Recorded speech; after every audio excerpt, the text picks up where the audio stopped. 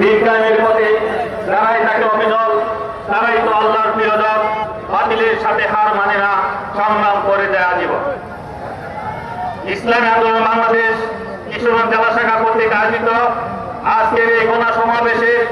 সংগ্রামী সভাপতি উপস্থিত হবেন বাংলাদেশের লাখো জনতার আইডল, বৈষম্য আন্দোলনে